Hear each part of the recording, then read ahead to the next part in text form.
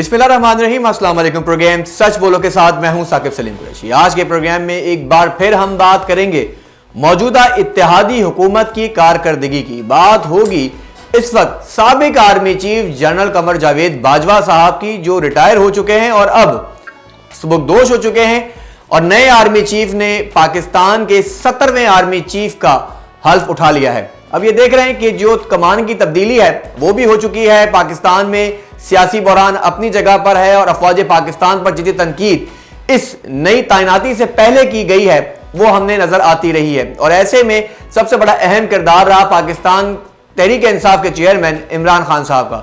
इमरान खान साहब जिन पर कातिलाना हमला किया गया और उस कातिलाना हमले के बावजूद लॉन्ग मार्च जारी रही और हकीकी आजादी मार्च रावलपिंडी में बिलाखिर इख्तिताम पजीर हुई। क्या वजह रही, क्या खोया, क्या पाया, इस हवाले से आज के प्रोग्राम में तफसीली तौर पर गुफ्तगू होगी। और साथ प्रोग्राम में बात होगी यूटिलिटी स्टोर कॉरपोरेशन में होने वाली बदउनवानी और करप्शन से मुताल्लिक। बात होगी किस तरह वफाकी दारुल हुकूमत इस्लामाबाद में सरकारी ओहदे पर फाइज एमडी मोहम्मद अली आमिर ने इख्तियारात का नाजायज इस्तेमाल किया और किस तरह पुलिस को अपने साथ इस्तेमाल करते हुए A1 टीवी के सीईओ मोहम्मद नवाज विस्तरो के खिलाफ जाली, झूठा, बेबुनियाद मुकदमा दर्ज किया।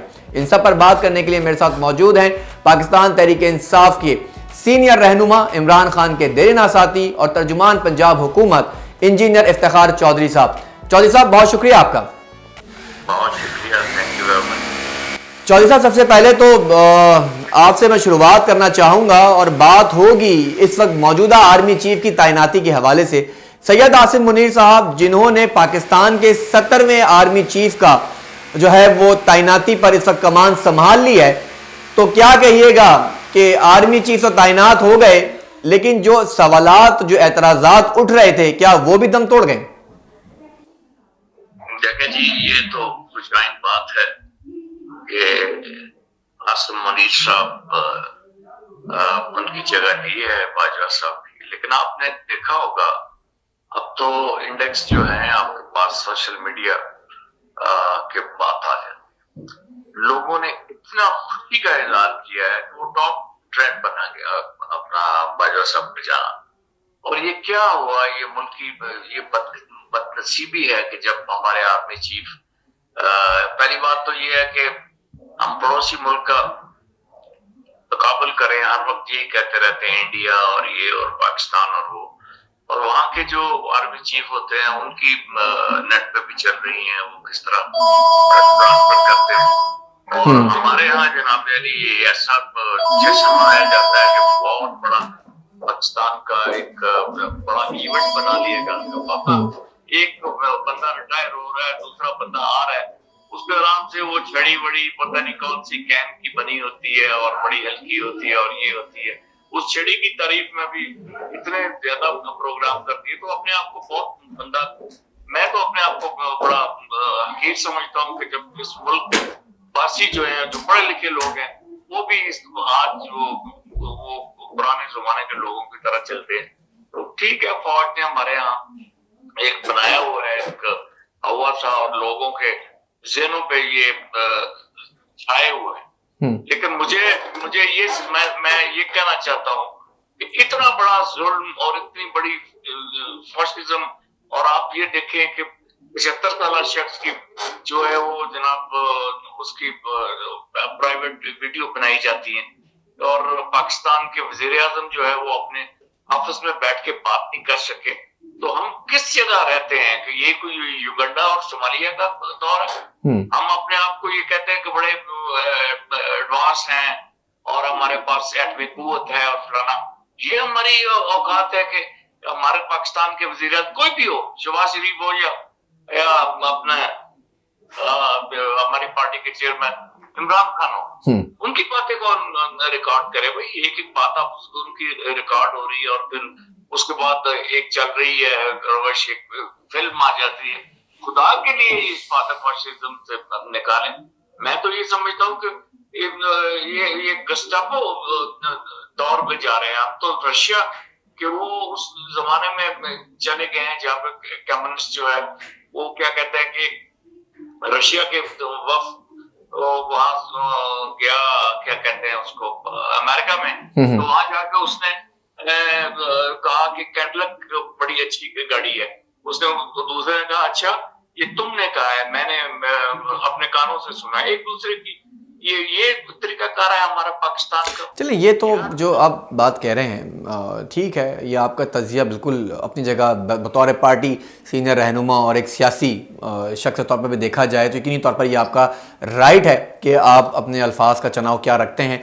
लेकिन यहाँ एक सवाल ये भी है और लोग जानना चाहते हैं कि साबिक army chief general Qamar Javed Bajwa साहब जो कि अब रिटायर्ड हैं, उनके मुतालिक जब तक वो आपकी हुकूमत रही तब तक बड़ी शाबाशियाँ दी गई, तब तक अफवाज पाकिस्तान का किरदार बहुत अच्छा रहा, आर्मी चीफ का किरदार उस वक्त का बहुत अच्छा रहा। लेकिन आखिर के दिनों में जैसी आपकी हुकूमत चली गई उसके बाद फिर ये एक सवाल खड़ा हुआ, वो कौन था? अरशद शरीफ साहब ने भी वो सवाल उठाया था, शहीद अरशद शरीफ साहब ने, इमरान खान साहब भी सवाल उठाते गए, आखिर वो कौन था? फिर एनआरओ की गूंज हमें सुनाई देती रही 3-4 साल जब तक आपकी हुकूमत रही।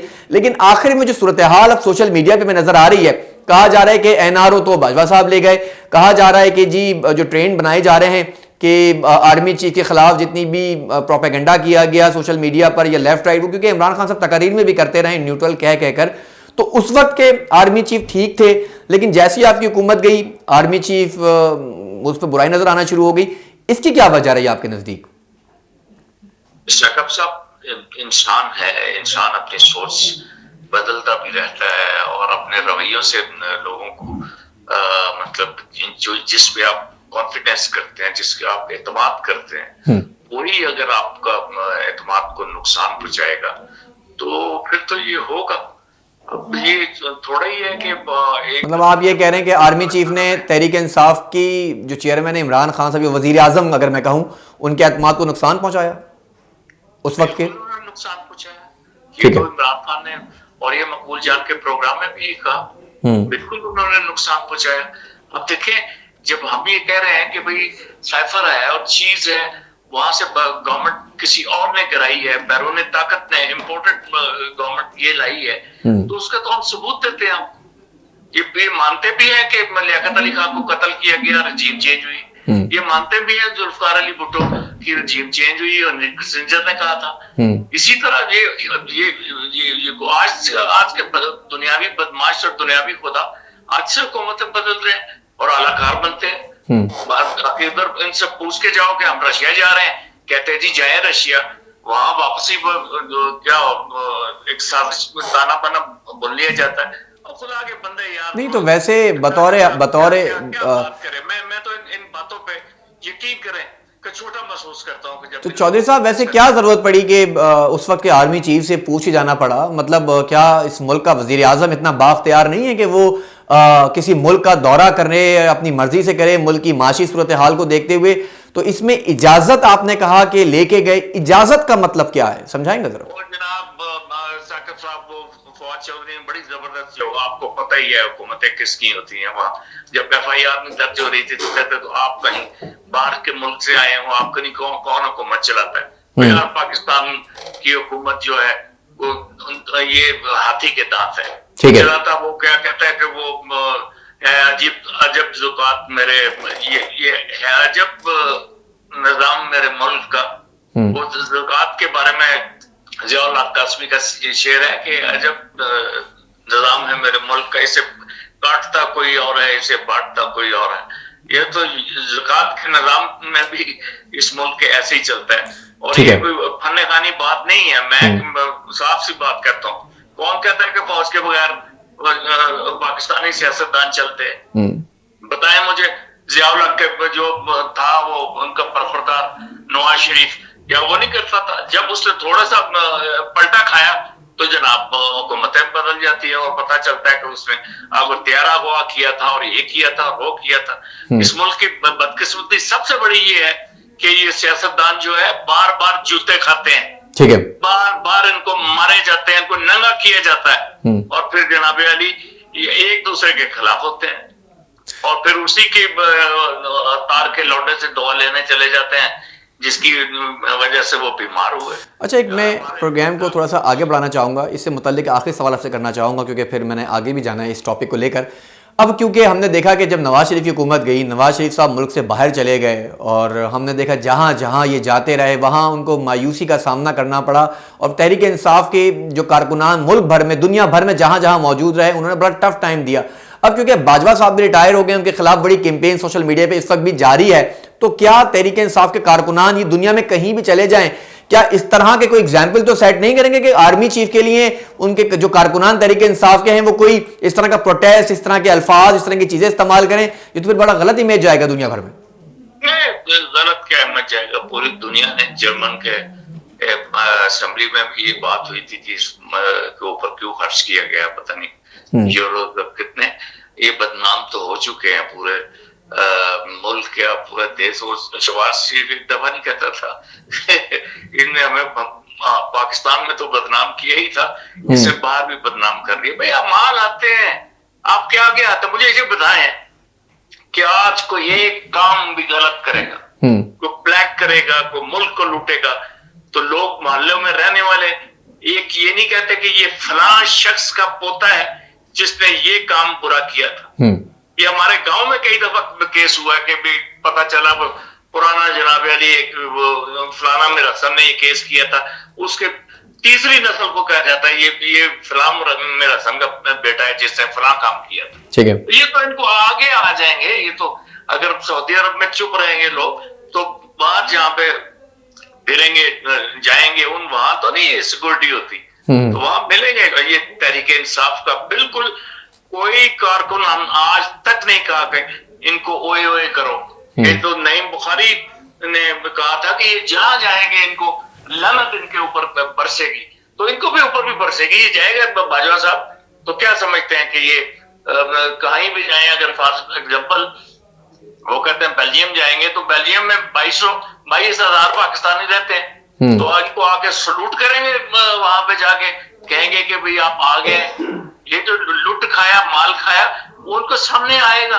ठीक है, आप तो ये कोई मनोहर हसन तो नहीं है तो वो अगर पार्टी का एक चेयरमैन भी रहा और पार्टी का मरकजी अमीर भी रहा और लोग उसके पांव के नीचे जनाब अपनी पलके बिछाते हैं, ये वो लोग तो नहीं है मौलाना मदूदी और फलाना और या हमारी नवाज शरीफ के जो है इनके जो अजीज है कारब है।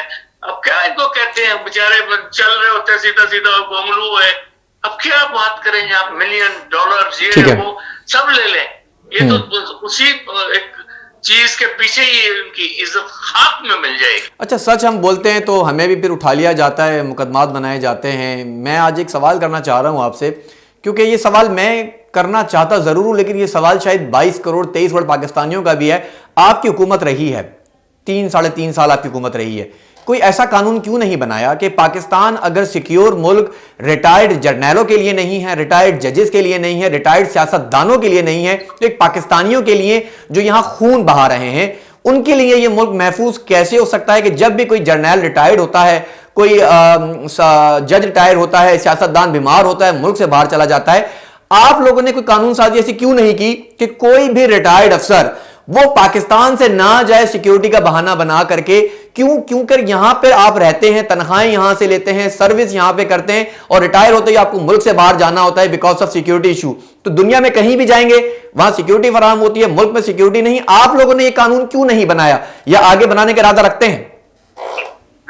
हमारे इरादे तो बहुत थे और खूब इरादों के साथ हम आए, और फिर इमरान खान ने भी आपको बता दिया कि वो उनके तकरीबन हाथ बांध दिए गए थे। हर जगह वो वही कहते रहे कि भाई मेरे हाथ बंधे हुए।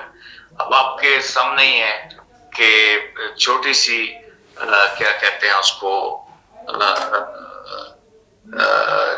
एक मसला बना, तो हाँ वो 50 रुपए या 500 रुपए या कितने के स्टॉक के ऊपर मुल्क से बाहर चले गए खाने पीने वाले लोग। तो ये एक प्रोसेस था। एक इस पहाड़ को खोदने के लिए हमने एक पेशा फरहाद जरूर लगाया। आज से पहले कोई बात होती थी इनके बारे में, ये मुकद्दस गायों के बारे में, ठीक है, अब लोग दीवानावार कुर्बानियां दे रहे हैं। कमल शाहजोब को भी, उसकी 18 साल बेटी को भी अभी सुना है कि वो इस तरह की चीज भेज दी गई है। और आगम स्वाति 75 साल एक बूढ़ा हजारेवाल, उसके साथ जो कुछ ज्यादती इन्होंने की वो भी आपके सामने है। अरशद शरीफ का भी सामने। लेकिन एक बात चल निकली है, आप उठेगी तो वो क्या कहते हैं कि ये काफिले उठेंगे तो फिर इंशाअल्लाह एक दिन पाकिस्तान भी इन चीजों के से बाहर आएगा। कोई मुकद्दस गायन आपके ऊपर जुल्म हुआ, नवाज साहब को आपके चैनल के ऊपर ज्यादती की गई। और देखें ये चोरी और सीना चोरी, देखें कि ये माल बेचते हैं। और मैंने पहले भी कहा था, इस पूरी मसले को मैं समझता, जुल्करनैन यहाँ से चले गए आप जाके सऊदी अरब, और उनके खिलाफ भी एक बात बनी। लेकिन ये असली चोर तो ये थे, इन लोगों ने उसके खिलाफ भी काम किया हुआ। और आप ये बजाय इसके कि आपको कहते हैं कि भाई हमारा ये मसला है, हम बेहतरी की तरफ आ रहे हैं, ये देखिए जनाब, ये मैं सबूत है, बजाय इसके कि वो आपके ऑनर्स को जो अब साफियों को उठा के बंद कर दिया। और मजेदारी की बात यह है कि उसको इन्वेस्टिगेट करते करते आप जाके थाने में पहुंच गए, किसी ने नहीं बताया कि वहां से हमने उठाया इस बंदे को। और यार ये क्या बात है, ये सोमालिया में भी नहीं होता। अब इसको करना पड़ेगा जनाब, ये इसको बदलना पड़ेगा पाकिस्तान। चलिए, ये जो आपने जाहिर है कि नवाज बिस्टर साहब की बात की, और हमारे साथ तो ये हुआ कि सच बोलने की सज़ा हमको दी गई, और अभी भी हम सच बोलते हैं, बोलते रहेंगे। मैं ये चाहूँगा थोड़ा सा आपके साथ भी, क्योंकि गुफ्तगू जब करते हैं तो लोग आपको सुनते भी हैं, क्योंकि आप बड़ा बेबाक तबसरा और तजिया देते हैं।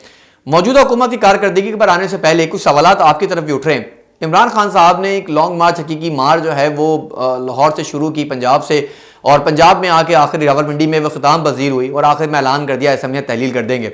सवालात उठ रहे हैं कि अगर असम्बलियाँ तहलील करने का ऐलान कर दिया गया है, तारीख दे दी गई है 20 दिसंबर, तो जो पार्लियामान में, कौमी असम्बली में आप लोगों ने इस्तीफे दिए थे जो कि कबूल नहीं हुए अभी तक, तो वो गाड़ियां जो इस्तेमाल हो रही हैं, पार्लियामेंट लॉजेस में आपके वुज़रा रह रहे हैं, तनख्वाहें मराहत ले रहे हैं, तो वो वापस करके फिर अलहदा क्यों नहीं हो जाते?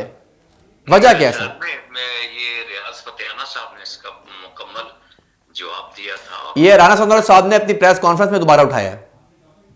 मैं रियाज फतेहाना साहब से, क्योंकि हमारे स्पोक्स पर्सन है इन मैटर के, उनसे पूछ के आपको बताऊंगा। लेकिन उन्होंने कहा था कि हमने वापस कर दी गाड़ियां, और हमने अपना क्या कहते हैं वो तनख्वाहें भी नहीं लेते, और इस तरह की चीज। वेरी मच श्योर ये आप इतना बात पता होता है कि कौन सी पार्टी किसके साथ आप खड़े हैं, उनके लोगों का रवैये क्या है। इमरान खान कभी इस बात की इजाजत नहीं देगा कि कोई उनका वजीर सफीर साहब गाड़ी क्या चीज है यार। क्या इन लोगों के आपको पता नहीं है कि ये असेंबलियों में पहुंचते हैं तो अल्लाह ताला का तरफ से खैर दिया वो इनके पास बहुत होता है। ये टोयोटा करोला लेके फिरेगा, पुराना लेके, ये बकवास किस्म के इल्जाम आता है। ये पाकिस्तान तहरीक इंसाफ में नहीं चलते। ठीक है, ये वो पीपल पार्टी तो नहीं है जिसको नाम भी पूरा नहीं आता, आसम मुनीर का। और वहां पर जो तबसरा सिंध असेंबली में गंदा किस्म का तबसरा हुआ, तो ये ऐसे लोग नहीं है। हम लोग पढ़े लिखे हैं, और अल्लाह के फजल करम से क्या पीछे नमाज पढ़ने वाले नहीं, हम अमामत कराने वाले लोग हैं हमारे दरमियान। ठीक है। अच्छा, पंजाब हुकूमत में अब चौधरी साहब क्या होने जा रहा है? क्योंकि पंजाब में अपोजिशन, जो इस वक्त आपकी अपोजिशन पंजाब में है, वो तैयार है, आस्तीनें चढ़ाई हुई हैं, और गवर्नर राज की तैयारियां भी आइन के मुताबिक देख रहे हैं। पंजाब में अदम एतमाद की तहरीक की बातें भी हो रही, गोया कि वहाँ इख्तलाफ पाया जा रहा है। लेकिन इमरान खान साहब ने अगर ऐलान कर दिया था असम्बलियाँ तहलील करने का, तो ताखीर 20 दिसंबर तक ले गए। तो इस ताखीर की वजह आप क्या देख रहे हैं, और क्या ये अपोजिशन को जो पंजाब में है उसे मौका फराहम करना है, या कोई आगे डील और ढील की बात की जा रही है? देखिए, पहली बात तो ये है कि ये जो ताखीर ये नहीं थी कि भाई आज तहलील होगी तो सुबह जाके हम ऐलान कर देंगे। एक वक्त होता है, मुनासिब वक्त। और दूसरी बात ये है कि किसी की जरूरत नहीं है पाकिस्तान तहरीक इंसाफ को जनाब इस वक्त ब्लैकमेल करे और ये कहे कि भाई कोई नया राजा रियाज और ये इस तरह की लोग जो है जवेरिया नहीं बन रहे। सबको पता है कि पाकिस्तान तहरीक इंसाफ का टिकट ही हमारी आंदा कामयाबी होगी, बल्कि हमारे साथ लोगों ने राब्ता किया हुआ है। ठीक है, तो भाई किसी तरीके से ये जगह खुद लाते हैं, कहते हैं ये जगह खाली है, वेकेंट है, यहाँ हम आ जाए। तो ये तो इनको जो क्या है, आपका इमरान खान ने नहीं कहा कि मैं उन लोगों को दूंगा जो पाकिस्तान तहरीक इंसाफ के पुराने साथी हैं, और उनके अब भी अगर पाकिस्तान तहरीक इंसाफ के पुराने साथियों को और काबिल एतमाद जो है इमरान खान के, अगर उनको दीवार के साथ लगाया गया तो वो तो कुछ नहीं करेंगे, वो ये तो नहीं करेंगे मेरे जैसे मैं कहना सिटी से मैं उम्मीदवार हूँ, तो मैं ये तो नहीं कर सकता कि मुझे टिकट ना मिले तो मैं जनाब ये कर दूंगा वो कर दूंगा। मैं तो पुरानी तरह भी काम करूंगा, एक नजरिए के लिए काम करते हैं। हमने इमरान खान को वज़ीर आज़म बनाने के लिए पार्टी ज्वाइन की थी, ना कि अपने आप को मेंबर असेंबली बनाने के लिए। तो यहाँ दीवाने हैं सर, इसको आप साकिब साहब आप समझदार हैं, साफी हैं, एक दूसरे को जानते हैं, मुझे जानते हैं, 50,000 और उनको जानते हो। कभी हमारे लफ्ज़ यहाँ भी जाते हैं, लोग खड़े हो जाते हैं, लोग कहते हैं ये पाकिस्तान तहरीक इंसाफ का, हमें सिर्फ सामने से नहीं कहते, हम पीछे से भी जा रहे हो तो ये जनाब माना जाता है। हमें बहुत अल्लाह का करम है, ये तहरीक इंसाफ के लोगों से भी मैं आपके प्रोग्राम के थ्रू कहूंगा, कभी लालच के लिए न करना, ना आप और ना मैं, ना कोई दूसरा, ना कोई मेरा बेटा इस तहरीक इंसाफ में इसलिए आए थे अपने आप को मेंबर बनाने के लिए। लेकिन हाँ, जब मेंबर बनाना ही है तो हम इनसे दरखास्त करेंगे कि आपको हमारे पूरे तरीकेकार का पता है, आप हमें जानते हैं अच्छी तरह, तो इन्हीं में से कोई लोग चुने, क्योंकि आपको जो गद्दारी और जो 2018 में जो गलतियां की थी उसका आपको खमियाजा भुगतना पड़ा जनाब चेयरमैन।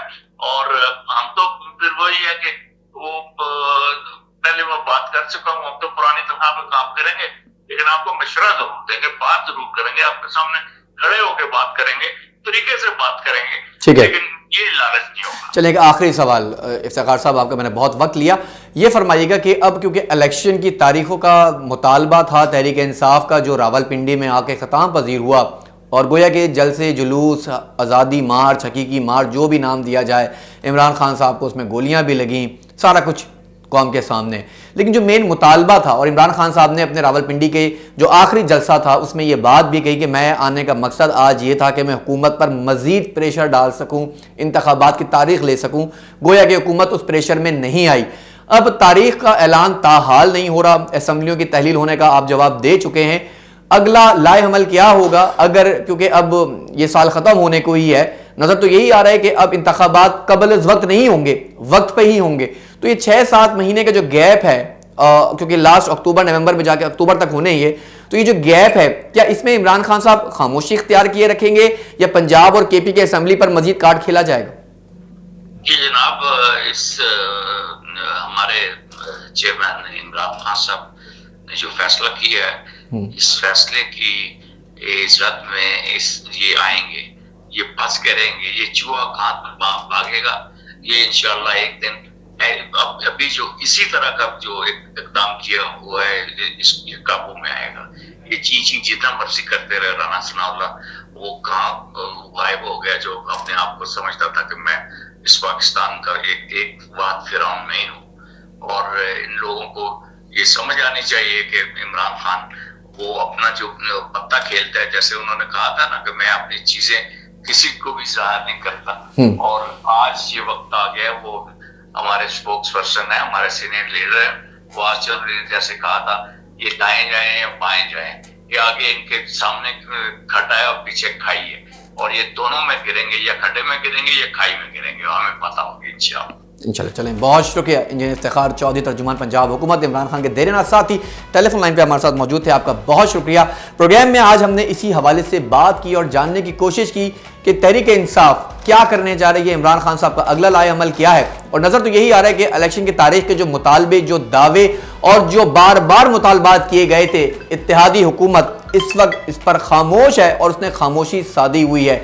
इमरान खान साहब की अपनी मनसूबाबंदी है, इत्तेहादी हुकूमत की अपनी मनसूबाबंदी है, 13 जमातें इस वक्त मिलकर इमरान खान के खिलाफ हैं, और इमरान खान ने इनके खिलाफ जो तहरीक इस वक्त शुरू की थी वो इख्तिताम पजीर हो चुकी है। गोया कि बड़ा ऐलान किया गया पंजाब असम्बली तहलील करने का, केपी के असम्बली तहलील करने का, अब उसको एक तारीख दी गई है 20 दिसंबर तक, और इस पर अब बहुत ज़्यादा क्यास आराइयाँ भी की जा रही हैं। देखना यह है कि 20 दिसंबर या उससे कबल मौजूदा हुकूमत किस फार्मूले पे जो है वो काम करेगी, और इमरान खान क्या कोई नई स्ट्रेटजी अवाम के सामने लाएंगे।